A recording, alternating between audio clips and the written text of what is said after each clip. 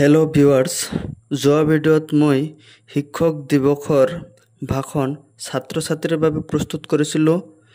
এতিয়া মই শিক্ষকসকলৰ উপকৃত হোৱাকৈ অন্য এটা ভিডিঅ' প্ৰস্তুত কৰিছোঁ। যদি আগৰ ভিডিঅ'টো চাব বিচাৰে তেনেহ'লে এই ভিডিঅ'ৰ ডেছক্ৰিপশ্যনত লিংক দিয়া থাকিব।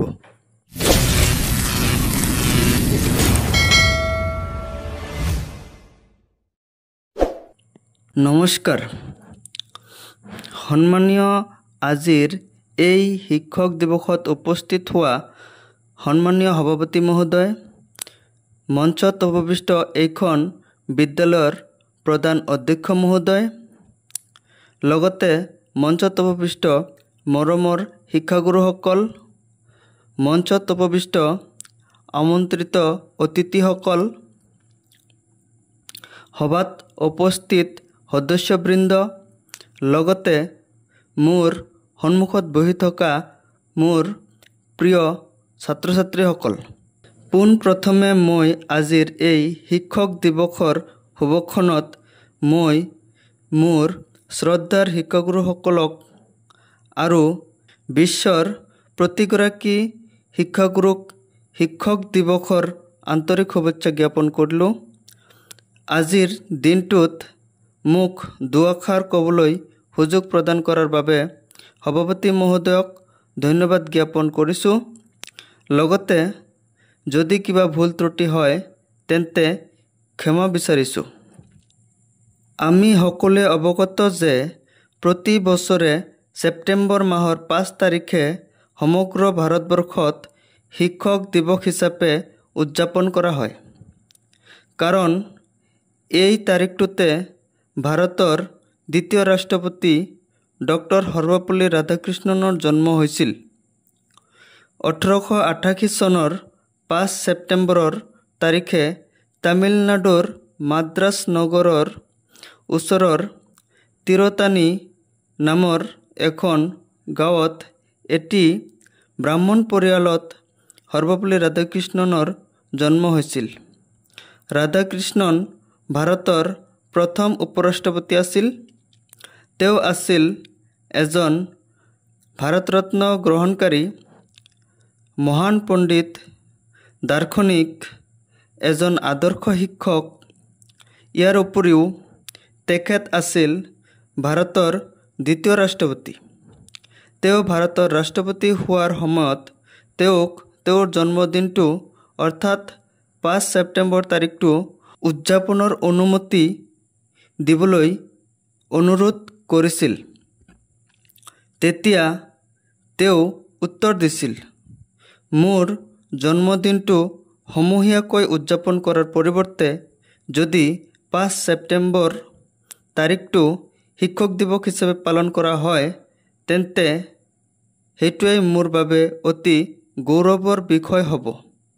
আৰু তেতিয়াৰ পৰা তেওঁৰ জন্মদিনটো সমগ্ৰ ভাৰতবৰ্ষত শিক্ষক দিৱস হিচাপে পালন কৰি অহা হৈছে। 1962 চনৰ 5 ছেপ্টেম্বৰৰ পৰা শিক্ষক দিৱস উদযাপন আৰম্ভ হয়। প্ৰতি বছৰে 5 ছেপ্টেম্বৰ তাৰিখটো জন্মবাৰ্ষিক উপলক্ষে আমি এই দিৱস পালন কৰোঁ। আজি মই এই মঞ্চত যি দুআষাৰ কথা ক'বলৈ শিকিছোঁ আৰু মোৰ ছাত্ৰ ছাত্ৰীসকলক যি সীমিত জ্ঞান প্ৰদান কৰিবলৈ মোৰ চকু খুলি দিয়া মোৰ শিক্ষাগুৰুসকললৈ মোৰ আন্তৰিক শুভেচ্ছা জ্ঞাপন কৰিলোঁ।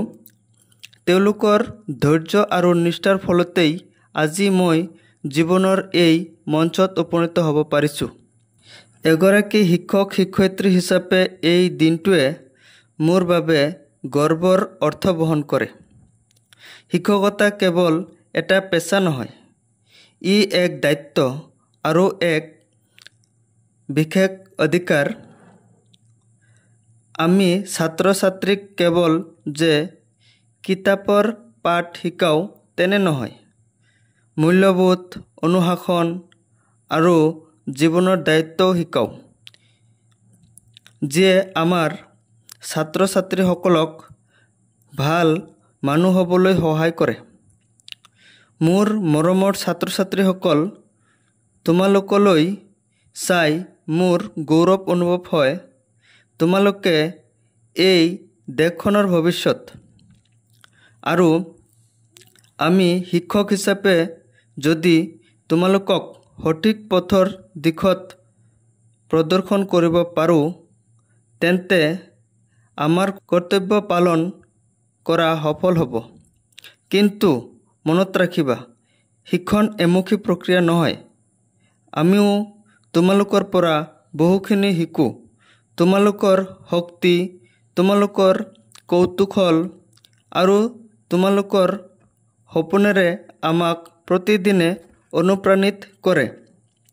আজিৰ এই শিক্ষক দিৱস উপলক্ষে মোৰ সকলো সহযোগী শিক্ষক শিক্ষয়িত্ৰীক তেওঁলোকৰ নিষ্ঠা আৰু কঠোৰ পৰিশ্ৰমৰ বাবে আৰু আমাৰ যাত্ৰাত আমাক সন্মান, মৰম, আনন্দ দিয়াৰ বাবে মোৰ সকলো ছাত্ৰ ছাত্ৰীক আন্তৰিক কৃতজ্ঞতা জ্ঞাপন কৰিব বিচাৰিছোঁ।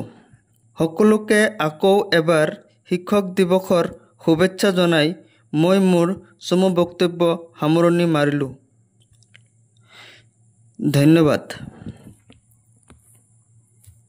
ভিডিঅ'টোৰ শেষত ছাৰ বাইদেউসকললৈ আৰু মোৰ ভিউৱাৰ্ছসকললৈ এটাই অনুৰোধ থাকিব, মোৰ এই সীমিত জ্ঞানেৰে যি ভাষণ ভিডিঅ'টো প্ৰস্তুত কৰিছোঁ, তাত যদি কিবা ভুল ভ্ৰান্তি হয় তেন্তে মোক ক্ষমা কৰি দিব। নমস্কাৰ।